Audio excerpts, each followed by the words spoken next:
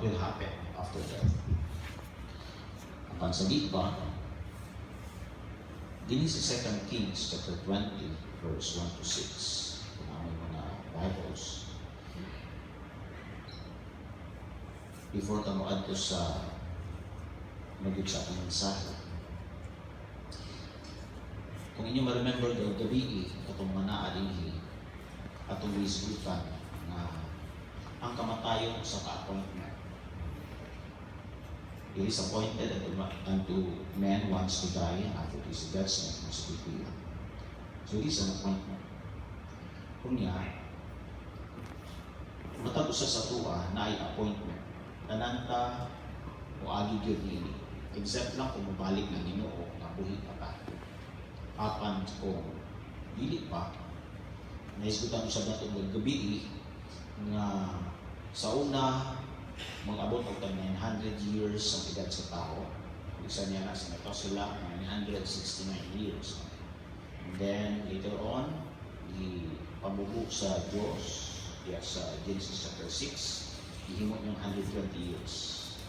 Niya, sa Psalms, nakita po nato ang ihimo ng 70. Kung na ay, kung healthy ka, abot ka 80. May members sa church, si Tatay Shawi, na bago lang dito, last month. Last month, ito naman. Manamit ka ng ko. Huwag ko gawin ka bisita sa iya, pero positive daw siya. So, 99 years old siya, nagkuha sa inyo. Grabe ang po na mo ato na makaabot sa 100, pero wala bitulog sa Ginoo. Siguro na reason sa Ginoo. Pero mo ni ang ano din ha, na nagyoy time or appointed time para sa matapos sa tuwa. Ang ano lang din ha, we don't know when will be our time. Kung ang importante yun ang preparasyon. Samtang buhi pa ta, usanis sa mga reminders sa tuwa, natalinhi, and I believe with God, nothing is an accident. Everything has a purpose. Kung nga na ang kalandurin ng gabi, God has a purpose for that. Maybe this is the time that we need to listen to His words para makunan natin maayo. And we will prepare ourselves pag maabot na ng panahon, ang appointed time para natin. But you know, tonight, there is a 2 Kings 20 verse 1 to 6. Na isa pa case din nga usak ka tao naging nganlan na si Hezekiah. Ngon din sa Biblia, in those days was Hezekiah sick unto death. So, meaning na siya sakit o kini, ano na yun sa padulong na yun kamatayon. Kung nagbiginan ko sa prophet, and the prophet Isaiah, the son of Amos, came to him and said unto him, Thus saith the Lord, set thine house in order, for thou shalt die and not live. So, meaning, ingon to sa Diyos sa propeta o girelays ni prophet Isaiah kay Hezekiah. Kung usbo ng gingon ha. Thus saith the Lord, ang Ginoo nag-ingon, o ang Diyos nag-ingon, let thine house in order, for thou shalt die and not live. When God will say something like that, ano na, di ba? Diyos na is gasulti, mamamatay ka na. Meaning, ang nakalamihan sa iya, gihatagan din siya o specific nga kanang instruction nga mamatay ka na, so put your house, set thine house in order. Kaya di ka na mabuhi. Mamatay na din ka. So meaning, ang appointed times and kamatayon, gisulti na sa iya. Murangit ka nang nag-ato kang doktor nagpa-check up. Tapos, diba, tanin na grab. Ano ka na lang, you have 1 month to live, 3 months to live, or you have, diba, 1 year to live. Pero na yung mga kailang kanina, 3 months na, no? But they went up to 1 to 2 years. Lampas. Meaning, di perfect ang estimation sa doktor. Pero pag ang Diyos may musulti nimo, yung nidiri sa Hezekiah through prophet Isaiah, set thy house in order, for thou shalt die and live. Pero ano nyo? Naigwa pa kayo makuha din hinga leksyon sa mga gabi. There's a verse 21. Then he turned his face to the wall, says Hezekiah, and prayed unto the Lord, saying, I beseech thee, O Lord, remember now How have I walked before thee in truth and with a perfect heart, and have done that which is good in thy sight. And Hezekiah wept sore. Dini makita nato nga si Hezekiah nag-istorya sa Dios, nag-ampo sa Dios. Kung yan yung dinhi, and Hezekiah wept sore, ini naghilak siya sa ibangan sa Ginoo. And it came to pass, after Isaiah was gone out into the middle court, that the word of the Lord came to him, saying, Turn again, and tell Hezekiah, the captain of my people, Thus said the Lord, the God of David, thy father, I have heard thy prayer. Ngayon son, pwede rin mo negotiate sa Ginoo. Bisan ang Diyos na ingon na karon na mong panahon, set thy family in order, because you will surely die. But Hezekiah, hilakan niya sa Ginoo, nag-ampo siya sa Ginoo, unya dinhi ang Ginoo nakadungog sa iyang pag-ampo. Meaning, you could negotiate with God. That is the purpose of prayer. Makahangiyo ka sa Ginoo. Bisan, ang Ginoo na mismo nagsulti, makahangiyo ka sa Ginoo. Oh, I love this verse, or these verses. No? Makahangiyo ka. It's the purpose of prayer. Bisan appointment na diay nato, pwede rin ito makanegosyate sa Ginoo. Lord. No, gihilakan niya. No? Gihilakan niya. Ay, Hezekiah wept sore. Unya, tanaw nato dinhi sa ingon ni Isaiah, o ingon sa Dios kay Isaiah. Turn again. Tell Hezekiah, the captain of my people, thus said the Lord, the God of David, thy father, I have heard thy prayer, I have seen thy tears. Makita na sa Ginoo ang iyang paghila. Meaning, mabati dahil sa Ginoo ang atong mga paghila ng igsoon. Okay? Ang atong kasubo, ang atong emotions, mabati na sa Ginoo. Behold, I will heal thee. Praise the Lord. Ayuhong taka, I will heal thee. On the third day thou shalt go up unto the house of the Lord, and I will add unto thy days. Pinakakatuig ang iyang gidugang sa kinabuhi ni Hezekiah.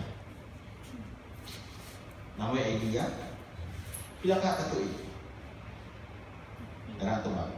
Verse 6. And I will add unto thy days 15 years. Amen? Ang Diyos nag-ingon na sa iya, mamatay ka na karon. Set your house in order. Hangyo sa Ginoo, hilak siya sa Ginoo, unya gitubag sa Ginoo. Ingon sa Ginoo na dumug na ko ang imong pag-ampo. Nakita na ko ang imong mga luha. Unya gidugangan ang iyang kinabuhi og 15 years. And I will deliver thee and thy city out of the hand of the king of Assyria, and I will defend this city for my own sake and for my servant David's sake. So, ako personally, there were times na pagbati na ko, sometimes ma-feeling mo, magpulbaan ko na ba naman sa inyo nabati? Ano, kasi buo na ni? Kasi, Bawa mo, isa sa mga pinakadelikadong na sakit, high blood, di ba? Di ba, stroke ka, heart attack, or cardiac arrest. May nilang traidor na sakit. You never know. Ano sana? Ano na mo da? Ugat ko na to, di ba? Arteries. Mag-plug lang na dyan, o may mag-blood clot na diya, nga din naka daloy yung dugo dito sa parts ng brain. Para kung ma-observe nyo sa mga stroke, no din na ganong katunga, di ba? Yung mata, isa, kapiyong na nila si Kikas, dali, wala. Yang, maski ang baba, dili ang part, dili niya na maligo, kamot, dili na maligo, tiil, tunga, dili yung lawas ba? Ang reason Diana, kay ang nag-plug nga arteries, kay ang brain na tunga din sa duha, na left hemisphere, ug nay right hemisphere. Inya nag-X din na siya magsuon. Ang control ana. Kini diri sa left hemisphere ng parts ng brain, mao ga control sa tuo mga kanang parts gikan sa nawong nato hangtod gina sa tunga kini atong lawas. Inya diri sa pikas sa right hemisphere mao din ga control sa left nga parts ng lawas. Wala kung ma-observe din mo, pag ang ugat sa imong nga nag-supply sa dugo, sa example, diri ang naigo sa left hemisphere, yung right nimo nga parts ng body, kung nga mura na siya paralyzed. Mana, gahiwi ang baba, ang isa lang ma-open, isaw, likod, pati mata, rose na dara, hindi malihok. Mo din na ang case sa mga, and sometimes we feel, no? Ano, siya na kung nabati ko, maglaan yung you know, ang akong ma-remember na ako niya. I remember these verses. Unya, one time, na mo ampo ko sa Ginoo. No? So it's really good na naata ng mga verses. So 2 Kings 20 verse 1 to 6 din na. Note these verses. Di ba? We could negotiate, we could pray, Lord, taasa pa akong gamitan ako. You know, sometimes ang siya makapataas ng kinabuhi. Banyawan sa? Ayaw sa lig, nabata na kung kapakaroon. Ayaw pag inon na, ay, pakay ko ron, strong pakay ko. Karon 54 na ko. O, pagkabata na din ni Ma'am Sol. Di ito ka kumpiyansa. Sa bagay, ang reality, o bandani, kapag ibigyan ni mga anak, ginabuntis pa lang. Wala na. 1 day pa lang, wala na. 2 days. 1 week, 1 month. Nabi na bata ang utana. Tay, ang sama ng edad sa tao na mamatay. Ang tubag sa papa, na adto dito sa sementeryo. Tuwa dito ang tubag. Diyan ato bata, tagan siya. Ulang sa ilang balay ang sementeryo, kaka. Ato niya dito, nakita niya na idagko ng mga pancho. Di ko lang na dahil ka, dagko lang na ano. Pag abot niya sa unang, kita ang siya mga tunga-tunga gamay-gamay lang. Hangtod kita siya dito pancho na gagmay ko yung mga bata pa. So dito nakahimo siya konklusyon na ang kamatayon dahil di mo pili o edad. Siguro nakakita mo mga mga incidents kasi sa TV gani, mga feature pa lang sa bisan pag mga atleta. Mga atleta rin pa. Uy, healthy kayo na sila, kaya exercise, proper diet, trained na sila, may mga trainer na sila, mga coaches, mga ano-ano. Pero sometimes, basketball lang, may tinundag tubig, na. You will never know. Kano sa appointment mo. Okay? So, karong magabi, hisgutan na to, what will happen when you die? Dili na kita. Kung namin mga Biblia, din sa Luke chapter 16, okay, verse 19 to 31, Luke 16, verse 19 to 31. Kung namin mga Bible apps, pwede nyo itabihan, tanawin nyo ang Luke 16, and then open it, gikan sa verse 19.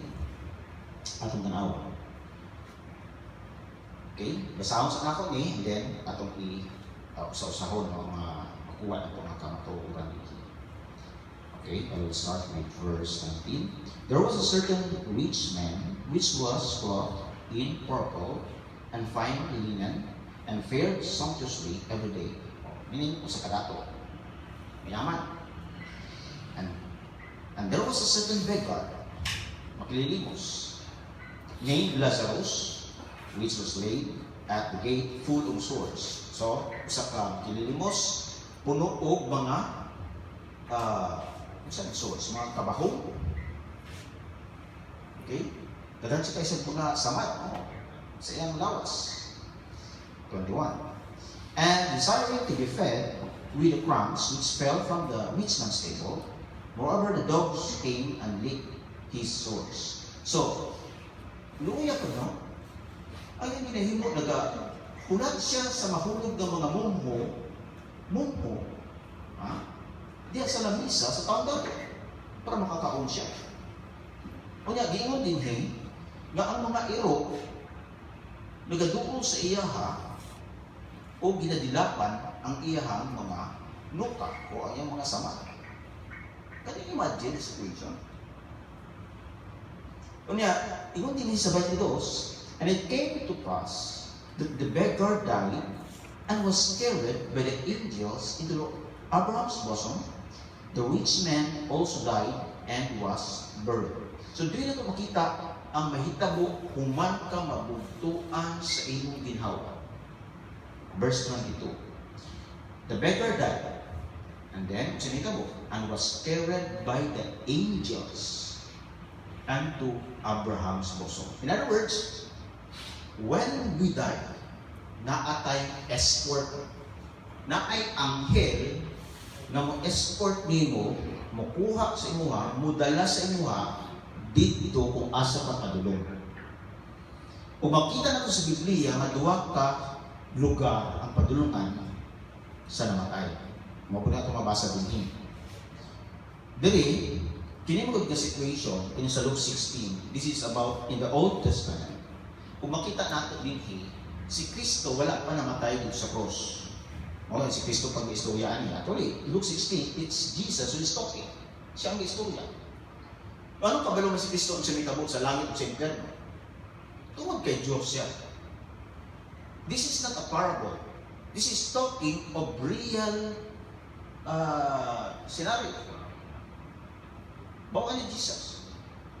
Kaya dili lang siya istorya lang ni Jesus Christ. This is a real, kaya nga naman bawa ni mga real. He is talking of a specific person, Lazarus. Ginganlan po sa katao. O ginganlan po din si Abraham. So, dili ni, hindi tiro din eh. Mao din ni tabo. O gina-istorya ni sa itong Ginoo. So, yun din eh, when Lazarus died, he was carried by the angels into Abraham's bosom. So, na yung escort ni mo, dalhon ka dito. Kining Abraham's bosom, diri ang lugar na ginadala ang mga Old Testament saints. Okay? Nagahulat ni sila nga si Kristo mamatay, ug kwaon ni sila ni Kristo diri, ug dalhon dito sa paradise. Mo nang mahitabo din ha. Okay? Now, tanaw na dinhi ang sinahitabo. So dinhi sa Abraham's bosom, makit-an po nila ang nasa pikas. Pabasahon na ito, 23. And in hell, okay? So, the rich man also died and was buried.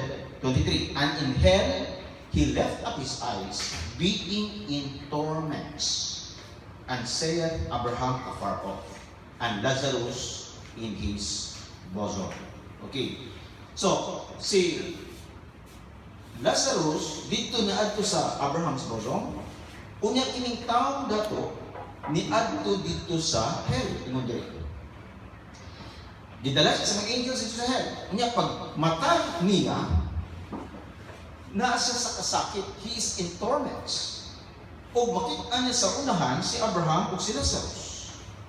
O sa 24 na ingon, and he cried and said, Father Abraham, have mercy on me, and send Lazarus that he may dip the tip of his finger in water and cool my tongue, for I am tormented in his flame.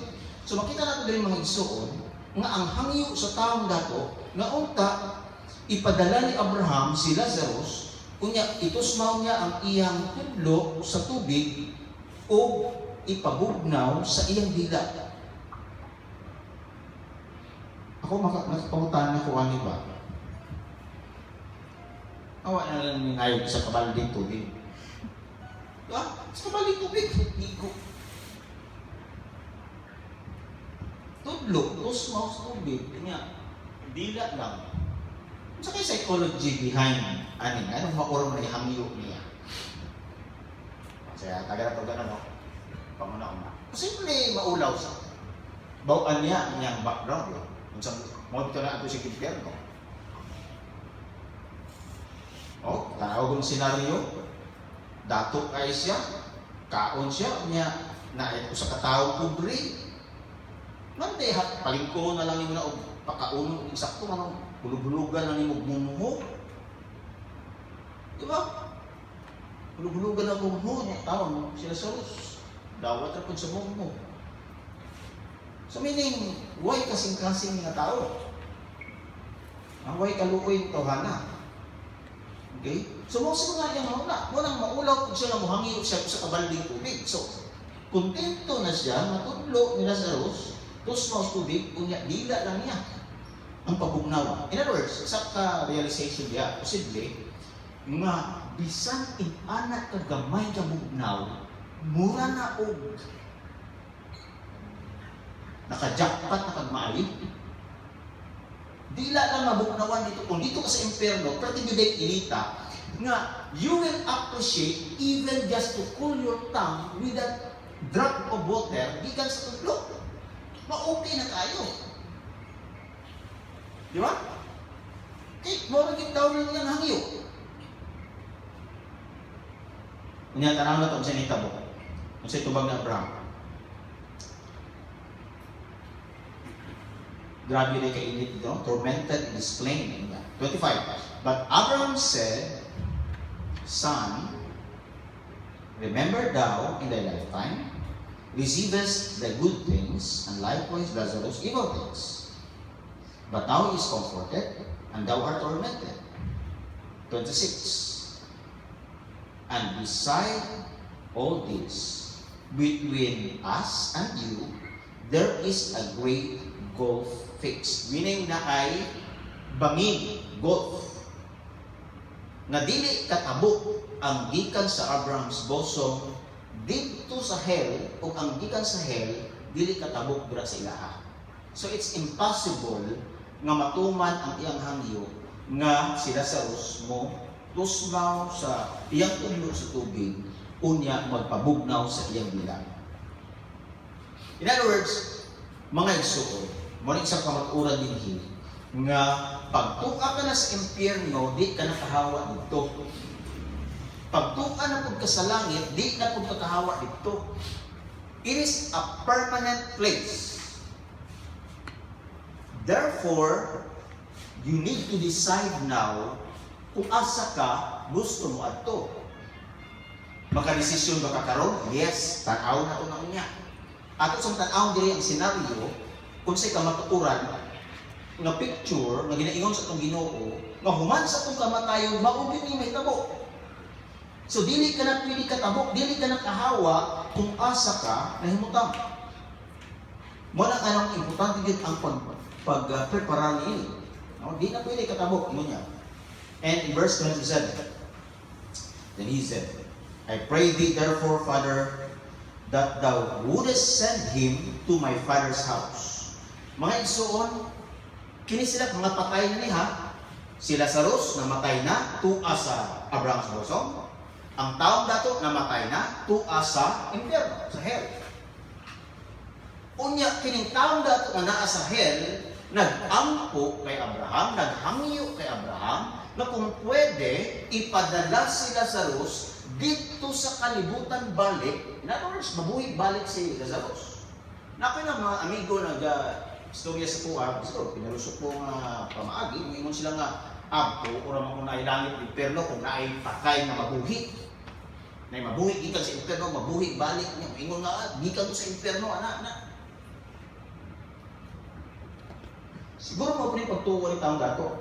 So, naghangyo si Abraham, Father, ano pwede ba nung ipadala si Lazarus balik sa kalibutan? Meaning, nag-aampo di ay, ang isa kamaturan dito, nag-aampo di ay ang mga patay sa mga buhi. Ang mga patay ang nag-aampo sa buhi. Tanaw dito. Then he said, I pray thee, o nag-aampo. Therefore, Father, that thou wouldest send him to my father's house. Verse 28, For I have 5 brethren, ako'y 5 kaigsoon dito, that he may testify unto them, lest they also come into this place of torment. Can you imagine? Ang tao nga tuwa na sa impyerno, nag-aampo, nga unta ipadala si Lazarus balik sa kalibutan, aron masultian niya ang iyang mga igsuon, 5 kabuk niyang igsuon, aron malikay sila sa pag-adto sa lugar kung asa siya. I tell you, tanang parinti nato nga tuwa sa langit o tuwa sa impyerno man, huwag nakabalo kinsa dito sa ila, huwag nakabalo kung kinsa sa ilaha ang nagdawat sa Ginoo o wala nagdawat sa Ginoo, pero man ano, tanan na tao tuwa dito, nag-aampo nato abuhi diri karon. They are praying, katong nasa langit they are praying, nga uta dawat na si Kristo, matong manuluwas karon. O katong tuwa sa impyerno po nag-aampo nga unta, maminaw po sila dito sa mga mensahe aron malikayan nila ang pag-adto kung asa kung nag-aanpos karon. I believe this is the feeling of the rich man. Mo ni yang ginabati karon ini. Mo dito. Send therefore, Father, that I would send him to my father's house, for I have 5 brethren, that he may testify unto them, lest they also come to this place of torment. And Abraham said unto him, they have Moses and the prophets. Let them hear them. Naa dito si Moses, kay Old Testament, ug ang mga propeta, papaminawa sila kanila. In other words, if hindi na maminaw, mauna yung paghampo, mauna yung hangyo sa mga nangamatay, nga unta maminaw pa. 30. And he said, dili, nay, Father Abraham, dili, Father Abraham. But if one went unto them from the dead, kung na ay buadto kanila nga gikan sa mga patay, they will repent. O, maingon sa taong dato. Meaning, gusto niya na ipadala si Lazarus dito sa ibalik sa kalibutan para masulti sa iya 5 ka maigsuon. Kay ingon niya, kung naay mabuhi gikan sa mga patay, maghinulsol sila. So, ang taong dato, kabalo na sa pamaagis kaluwasan. Nga pag ang tao maghinulsol di ay, makalikay siya sa impyerno o muad siya sa langit. Ingon niya, they will repent. O tama ko na, kasawali ni Cristo sa Mark 1:15, repent and believe the gospel. O ang gospel, bawa na ito, may balita, mao si Cristo na matay para sa tawang kasama. Mao nang nagpalansang siya sa cross, kaya ang bayad sa sala, ingon sa Roma 6:23, Romans 6:23, for the wages of sin is death. Kamatay. Mao nang mamatay ka. Okay? Mao nang mamatay ka. O dinhi makita nato na ang taong dato nakasabot na, dili pa naklaro niya na ang pamaagi na sa kaluwasan, ang tao maghinulsol. And he said unto him, when Abraham sa iya, if they hear not Moses and the prophets, neither will they be persuaded, do one rose from the dead.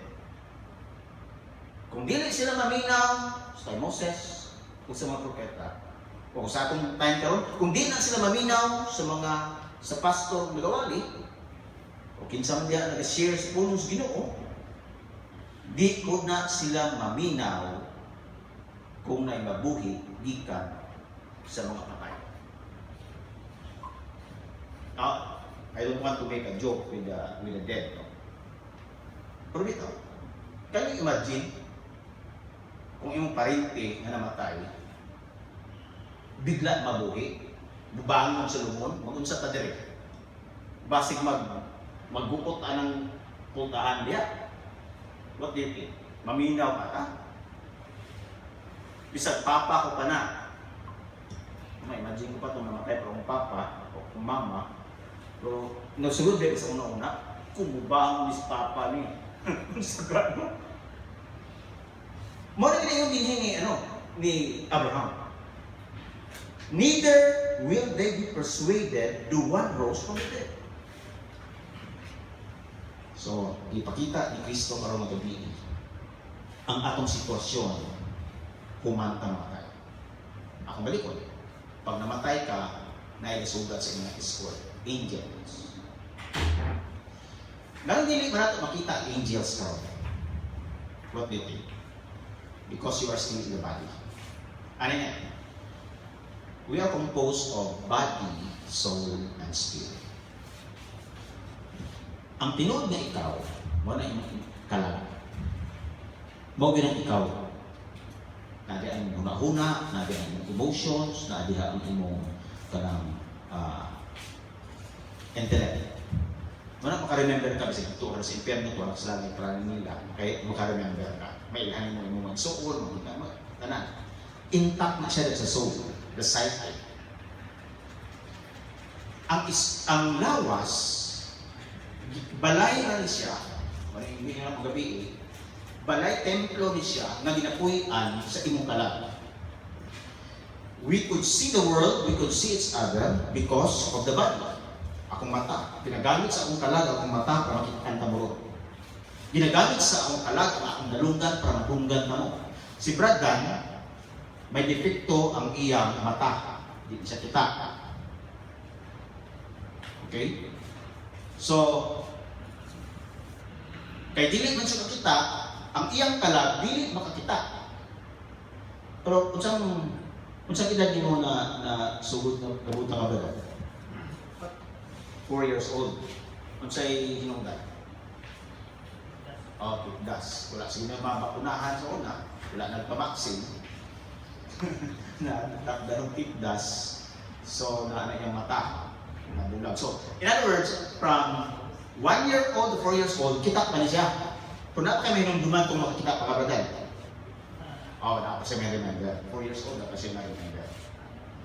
So, in other words, ang kalag niya, dili na makakita kaya naguba ng value. No? Okay? So, ang kalag na ginagamit yung templo kining balay nga ining atong lawas to communicate with the world. Makita ko ninyo sa akong mata, makadubog ko, maka-feel ko, uy kahoy ni, o ano, no? Uy bugnaw ni, init ni, through our senses, 5 senses.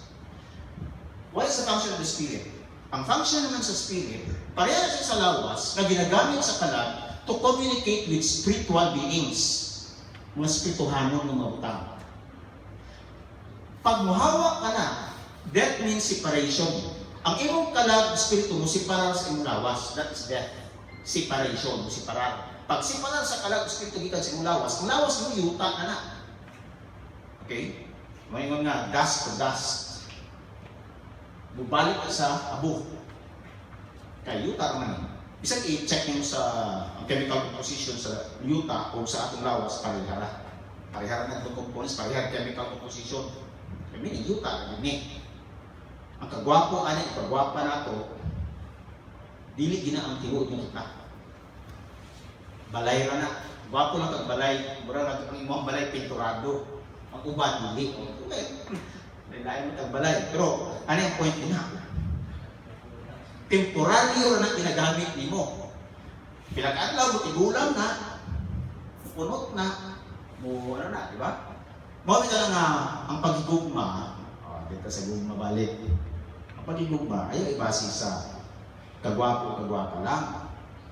Di ba? Kaya kung maura na yung higugmaan sa katao, what if madisgrasya na kama, mabungi na, maputo lang yung gwapong ilongan natin, hindi na ka may gugma. Ako nga na, di, wala Di ba? Ang tinuod na gugma, wala nagbasi diya. Hawak sa talag sa gugma. Seryoso rin atong nasibukan karon. Okay. So ang atong kalag makaistorya sa espirituhan sa Diyos ni Espiritu because of our spirit. Pero pag hawak nimo sa imong lawas mga igsuon, makita mo na ng escort nimo because you are in the spirit na Muhawak ka sa lawas and you are now in the spirit. So you could see now spiritual beings. Siguro naroon na sa mga kilig na ito ang mga angels. Kaya pati mga guardian angels. Don't you know that you will judge the angels? That's the Bible. So, na yung protection sa tuwa. So, makita mo na sila pag muhawa ka na sa lawas. Pero talagang patay ko ka.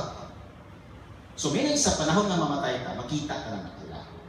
Makita mo na ang langit. Spiritual, dili man lang ang langit ang impyerno, dili lang siya physical na being, kundi spiritual ko siya.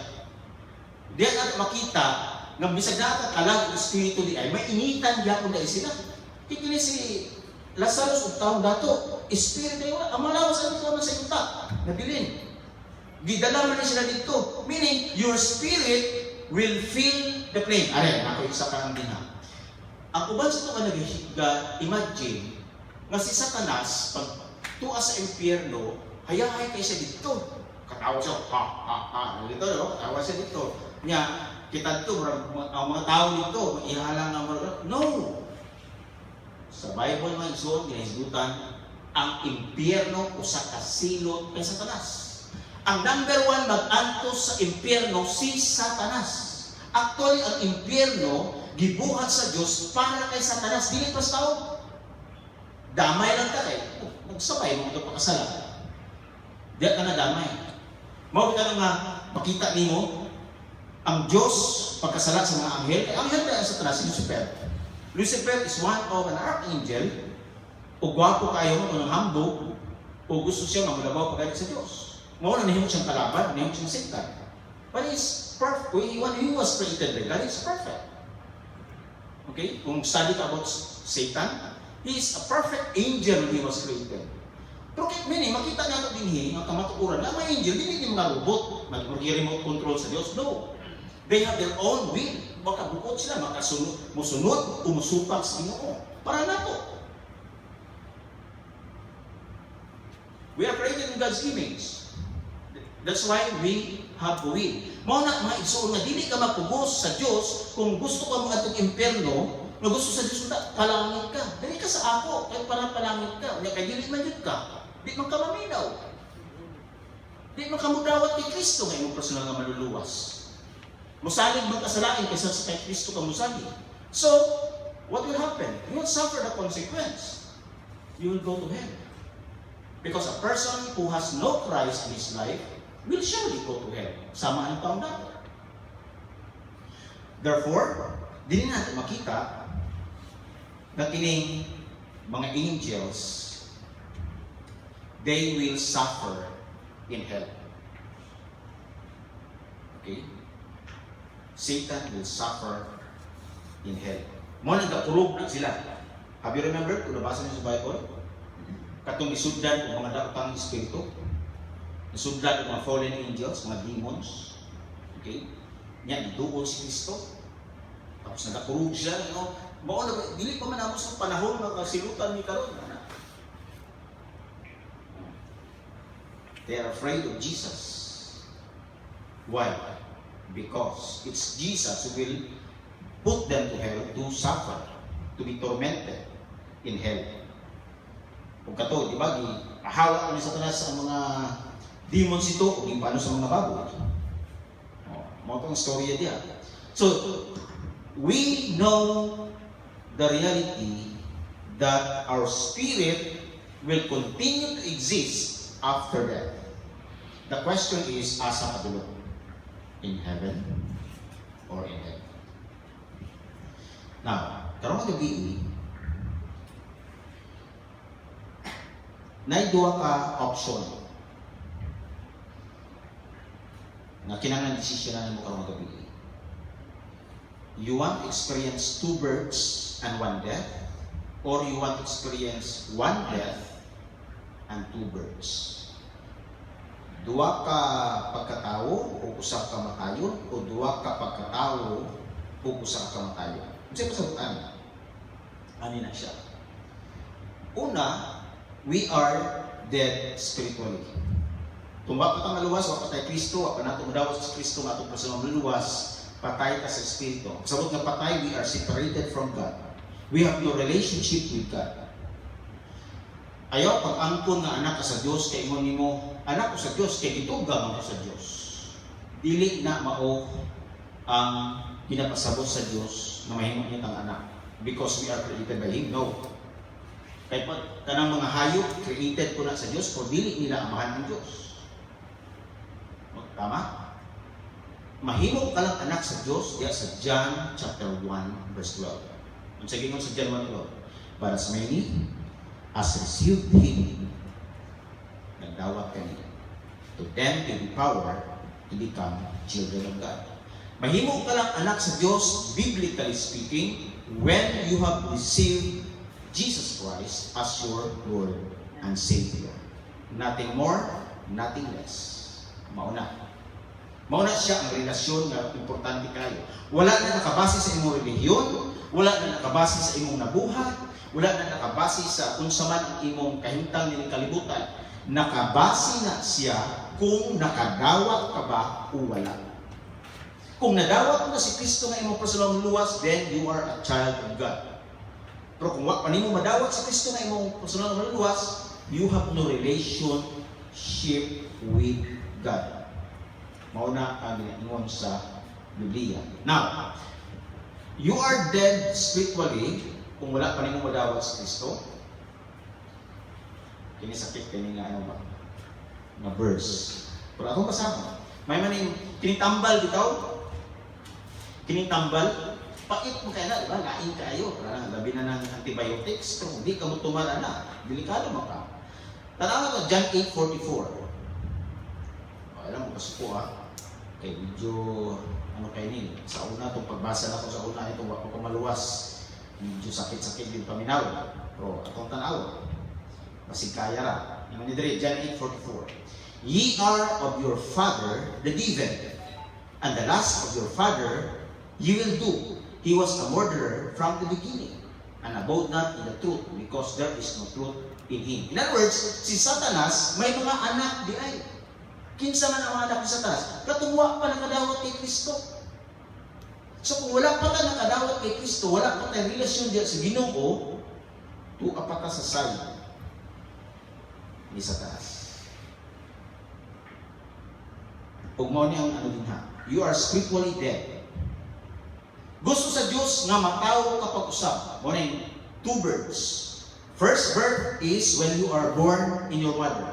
Physical birth. The second birth is, nabasa sa John chapter 3, na nag-ingon, ye must be born again. Okay? Ingon niya kay Nicodemus, diya sa John chapter 3. Okay, kini si Nicodemus, nangutana sa kay Jesus. Ano nila? 3:1, there was a man of the Pharisees named Nicodemus, a ruler of the Jews. O di pa sa basta, ruler of the Jews. Pharisee pa yun, meaning lawyer. Verse 2, the same came to Jesus by night and said unto him, Rabbi, we know that thou art a teacher come from God, for no man can do these miracles that thou doest, except God be with him. Verse 3, Jesus answered and said unto him, Verily, verily, I say unto thee, except a man be born again, he cannot see the kingdom of God. Ikaduwang, dapat second birth. Dapat matawag ko usap. Verse 4, Nicodemus said unto him, how can a man be born when he is old? Can he enter the second time into his mother's womb and be born? So, yun yung balik na po sa kung mama para ipakatawag ko usap, mawag kasabot. Verse 5, Jesus answered, Verily, verily, I say unto thee, except a man be born of water and of the Spirit, he cannot enter into the kingdom of God. Huwag mo rin pasabot na. Verse 6, that which is born of the flesh is flesh. Diba? First birth, fleshly or physical birth. Born of the flesh is flesh, and that which is born of the Spirit is spirit. So ano na? Natawag ka sa mama. Okay, buhay na taro. Pero you are dead spiritually. Para mabuhay ang imong espiritu, okay, you need to be born again. Ang born again hindi na religion. That is a process na ang espiritu sa tao, kay physically alive pa siya. Ang spirit niya mabuhi diha sa Ginoo. Meaning, kay ang death is separation, mauli ang inyong relasyon diha sa Ginoo. So, unsa pa maagi na? Paano na mahitabo ang spiritual birth? Balik ka sa John 1:12. When you receive Jesus Christ as your personal Lord and Savior, your spirit will be born again. Spiritual birth. So, two words. Physical birth, anak sa pagkatao natin sa mama. And second birth is when you receive Jesus Christ as your personal Lord and Savior. O kausa ka na lang mamatay. Physical death na lang. Two births, one death. Malikayan yung itong ikaduwang kamatayon. May ikaduwang kamatayon eh. O muna yung another option. Kausa ka lang matawo, physical birth lang sa iyong mama, but you will die twice. Ano naman? Ang unang kamatayon, sa mani. Kung tanang-tanang mag-experience na, physical death. Ang delikado ang second death. Asa na mabasa ang second death? Revelation chapter 20, verse 14 and 15. Tanaw na ito ha, kung sige mo sa Biblia. Second death. Revelation 20, verse 14 and 15. And death and hell were cast into the lake of fire. This is the second death. And whosoever was not found written in the book of life was cast into the lake of fire. Second death. First death, physical death. Second death, when you are cast into the lake of fire. Nga naman, because you have not received salvation. You have not received the free gift of eternal life na gihatag sa Ginoo. Libre na, wa kay bayaran bisag piso. Salig kay Kristo, pinulsurin mo sila, ang dawata siya, ug ikaw maka-experience sa ikaduwang pagkatao. Ug malikayanin mo ang iingon na second death. Ug mao na gusto na mahitabo sa Ginoo karon nga gabi. Gusto niya nga malikayan nato ang impyerno. You know, maingon ang uban, pagkasayo na rin at langit. And then, you know what is hindering people from going or receiving salvation? To them, it is too good to be true. Hindi sila nga, ha? Mudawat ako kayo, nasuwa ito na kong langit. Langit? Di ba? Nindot ka langit. Dapat siguro kung mga ito kong langit ka lang mo, antos ko ka lang, ako ang trabaho ang nagmayo, kay langit good na. Di ko na basta-basta ulit, gawaton ko lang, makalagit ako. They cannot believe it. But you know, the price of going to heaven is priceless. Unsay presyo sa langit? Jesus Christ. Imagine agad, Diyos ka dito sa langit. Magkatabang na ng mga angels, sumusubuko na ng mga anghel. You are sitting in the throne in heaven. But you know, ngayon nanakaw si Kristo sa trono. Because of you. Because of me. Dili siya gusto mo ito tag-imperno. Kitang mga makasasala ka tao. Nanakaw siya sa iyang trono. Nagpaubos. Nagpakatao. Ang uban, dagang hindi kasabot anang manong pakatao si Kristo. Kung Diyos na si Kristo, anong butungon na, o anong uwawon na, o anong nalansan na, o anong napatay na rin sa krus. Huwag kasabot. Kinahanglan siya magpakatao, kaya ang bayad sa sala, kung sa ganit, Romans 16:3, kamatayon. For the wages of sin is death. Ang bayad sa sala, kamatayon. You have two options. You will pay for your sins by going to hell. Wala bayad sa iyong sala. Death. Eternal death. Second death. Going to hell. Ikaw bayad. Paano mo bayad ng kasi imong mga sala? Kung naay may mo bayad, para may mo. Bring an situation ba? Nakautang ka sa bangko, for example. 1 million. Kay kapital yung negosyo. Ang negosyo ka, well, enjoy kayo. May 1 million kayo, negosyo. Nya, naka dito sa bangko, naka-na yung, sige, nagtawan na, PDF, ang ba? Post-dated, PDC day. PDC. Post-dated checks. 100,000 every month. Oh. So, 10 months, bayad na, 100,000 every month. Unang bulan, okay pa kayo negosyo, usok ka kay bangko. O, kabayad. Tawag problema. Kadong bulan, ay katuma na lang. Ikatulong bulan, na. Ikaupat na. Kaya ba, kini na bang PDC, DI, ay kay Loa na, DP, ano sa ito, nakalabot ko. Ano na ba na? Pwede rin maka-issue o warrant of arrest. Diba? Bouncing check. No. Bouncing check eh. Kaya naman, wala naman mahulugan. Kung preso ka. Sigurado yung preso ka. Ay, bouncing check eh. So, sa'y solusyon ana, bayaran. Ang problema, ano ang bayad?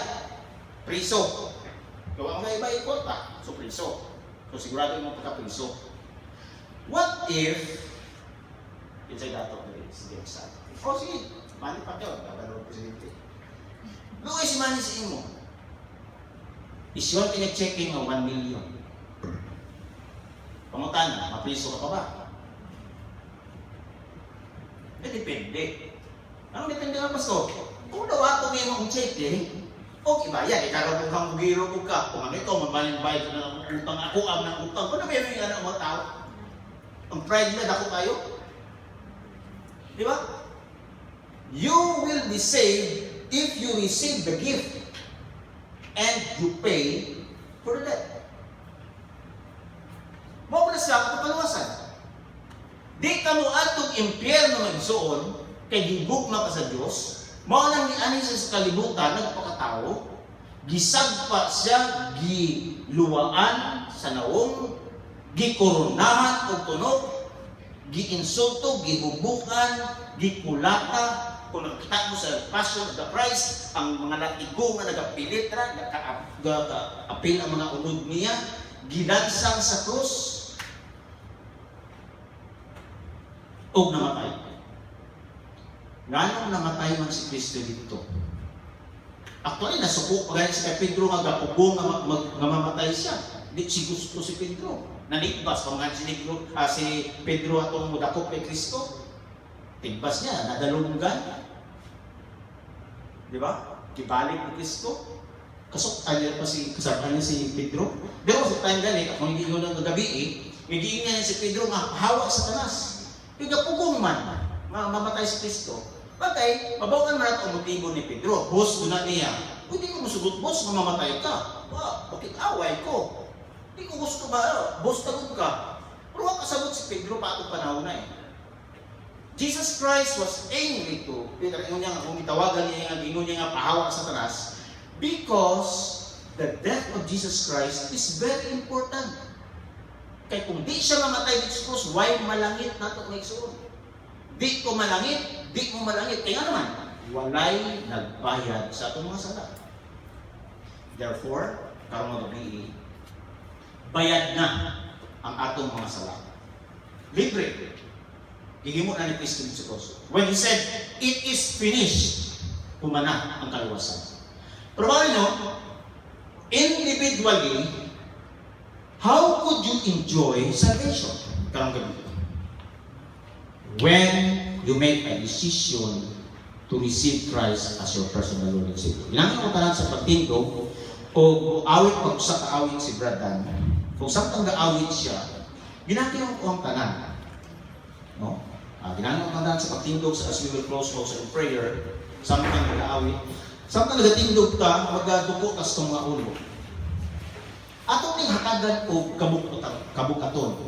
Ug una-una nato ning maayo. Ang kaluwasan ng isuon libre ni. Wa tay bayaran sa piso ani. O kung mudawat ka sa Ginoo, wa may mawala nato. Unsa may mawala nato? Libre man na. Gihimo na ni Kristo dito tungod sa iyang gugma nato. Gihimo niya na kalibre. Ingon sa Ephesians 2:8, for by grace are ye saved through faith, and that not of yourselves. It is the gift of God. Meaning, regalo na, libre. Because He loves you. He paid for your sins because He loves you. Kung maura na bayad sa atong mga sala. Kung saan na nag-aawit si Brad Dan,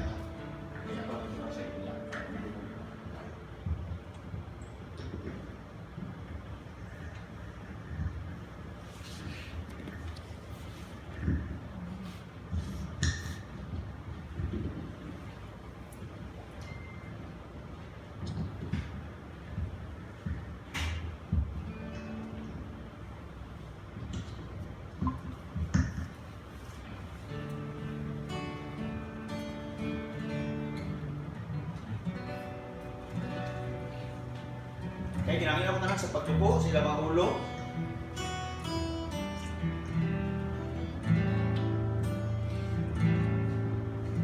O maghimo ko sa invitation sa mga gabi.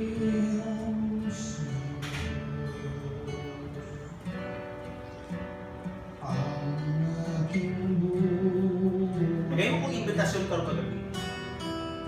Katong nakadawat na sa Ginoo, nakahimo na sa pag-ampo.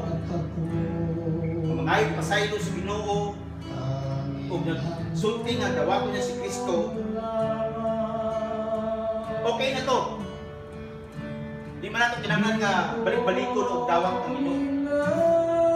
Pero kung napakaon diri gabi nga wa pagid nakahimo sukad-sukad, wa pagid naka-ampo, wa pagid nakapangayon pasaylo sa Ginoo, wa pagid naka dawat sa Ginoo.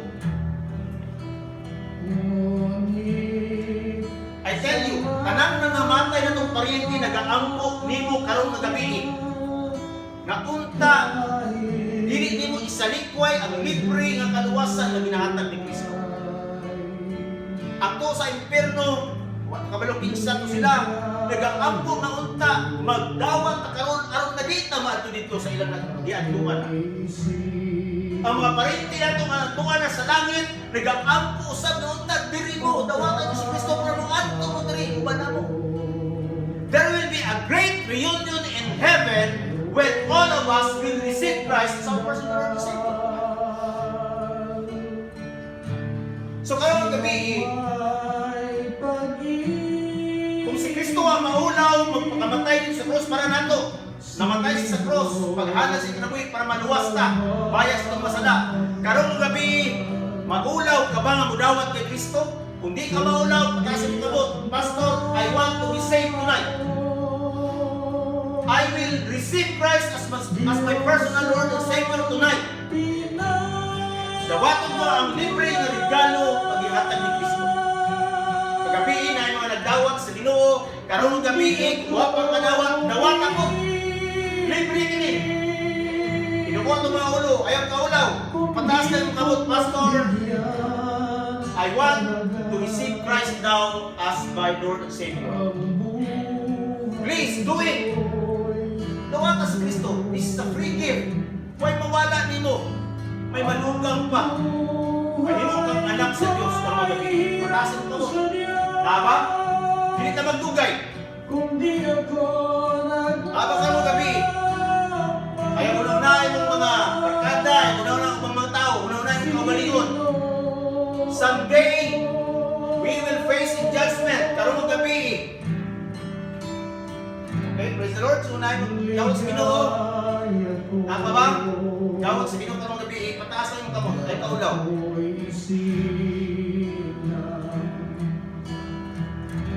Okay, praise the Lord. Ay, gawag sa likod. Tama ba? Di ka magdugay. Mahumanikal ka, humanod ka. Okay, praise the Lord. Ginoo nalipay sa imong paghimong sa desisyon karon. Tama ba karon kini gabi? Ayaw kaulaw man suon. Ayaw kaulaw sa imong desisyon. Di kini mo mahayan kini kay libre kini nga ginahatag sa Ginoo. Ang Ginoo na higugma nimo nagkamatay. Namatay siya para nimo, para nako. Imo ang desisyon karon gabi. Tama ba din ha? Ipataas na nimo kamo pagpaila sa Ginoo nga Lord, I will receive you tonight. Tama ba? Hindi ka tutugay. Si Bangson, nagpaway na. Tuwa na siya sa sabakan sa atong Ginoo. Kita, niya pa din sa buhi. Kung samtang buhi ka pa na kahit paglaong na makadawat ni Kristo karong gabi. Grab the opportunity. Grab the gift of God. Tuwa na siya karon. Praise the Lord, mga nagpapatasan na mga kabot magdawat na. Tama ba din ha?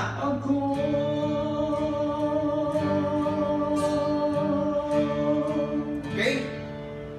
Ay, presume, magkatungawa, basig na kadawat ng sa Ginoo, apay kung wala pa, habang buhi pata na pagid kay chance, ay, before ka matulog karong gabi, kung wala pagid ka na kayo mo ani, maulaw ka lang. Talk to God tonight, before you go to sleep. Ano ay mong mga sala sa iya ha? Ay pasaylo. Kung na siya, Lord, I receive you into my heart as my Lord and Savior. Kung katuman nagpaasa sa ilang mga kamot, kung napanay uban po dinhin, let's pray to God. Okay? Okay, murag, binuni mo, binata ba no kayo, sunod ka ang pag-ampo. Pero bawal mo ang pag-ampo, ano rin, indication namin na nagkadawat ka na sa Ginoo. Pero ang ginatanaw sa Ginoo, yung kasing-kasing, kung sa kasinsiro, sa pagsaling mo kaniya o pagdawat mo kaniya karon. And I believe that you are sincere tonight. Magdukot sa mga ulo, let's pray. Our loving Father, we humble ourselves in the presence of Lord. Thank you, Lord, because you loved us. Thank you for dying on the cross for us. Thank you for paying our sins, Lord, on the cross.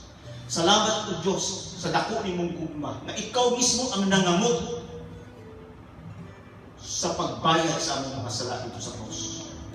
Salamat sa imong paghatag sa imong kinabuhi. Wala ni mo gitanaw Ginoo imong kahimtang isip Diyos. Nagiyagay-yagaan ka sa mga tao, giinsulto ka, wag ka giila. Wag ka gidawat sa kadaghanan Ginoo. Apan ania kami Ginoo dinhi karong gabi. nagasalig kanimo, nagatuo kanimo. Ug gabi na ni karon Ginoo, kini mga nag-alsa silang kamot. I pray, Lord, that you will make this covenant with them, this transaction with them. Sama atong tulisan dito sa cross, na nagsalig kanimo, giingnan nimo siya, you will be with me in paradise today. Nga pagkamatay nila Ginoo, kini nga tulisan, usa ka makasasala sama namo, muuban kanimo sa paraiso tungod sa iyang pagsalig kay Kristo. Katong mga nagtaas sila kamot, o kung naabay yung hiwa makadawat sa Ginoo, sabay lang sa pag-ampo. Himuak kini nga imong pag-ampo. Muampo sa amahan na ato siyang mga ipapasaylo kung gawato nato sa Kristo. Okay? So, pwede mo musulod, no? Katong wa pa nakadawat sa Ginoo. Let's pray. Heavenly Father, salamat sa kaluwasan na imong gihatag. Alam ka na. Sayluwa kami sa mga masala. Kung amo ginahimong sulat, kita na kami masala. Kung karong magabi ito, Diyos, amo ginagawat si Kristo, amo Ginoo sa among kasikasin. Siya mao'y bagko manamo. Kung siya Ginoo, maghimo manamo na imong anak. Kaya ikaw nagsabi, kinsa man ang dawat kanila, hatagan mo katungod o kaog na mahimong anak niya. Salamat din ang opportunity kina mamahimo kami anak sa Diyos. O kung kami anak sa Diyos, ikaw nagsaan, madalhon mo kami sa sigurado dito sa langit, ngayon iparpara sa inyong anak. And there will be a grand reunion there sa mga anak niyo. So Lord, tonight, thank you, Lord, for these souls, ini mga kalagi mo. Nag-iimbitandog sa Diyos Espiritu Santo. Kung sila karon na tao pag-usap din sa Espiritu because they receive Jesus Christ as their Lord and Savior. Lord, bless each one of us and bless your words na kini Ginoo magpadayon sa paglihok sa mga kinabuhi. That we will not only be born again, mahimo kami matao niya sa Ginoo, mahimo kami babies in Christ. Pagpunta, mutubo usab kami spiritual. Magpadayon kami sa pagkaon, sa mga spiritual mga pagkaon, mahimo mga pulong, o magtuon kami ni ini. Hangtod nga, we will be mature, o gabiton usab kami, nimo, nga musangyaw o musulti sa uban, na share sa uban, sa libre ng kaluwasan, na yung gihatagan ang libre usab. Thank you, Lord, for those people who have listened to your words, and respected you, and loved you. Bless each one of us in Jesus' name. Okay, salamat sa inyong pagpaminaw. God bless. O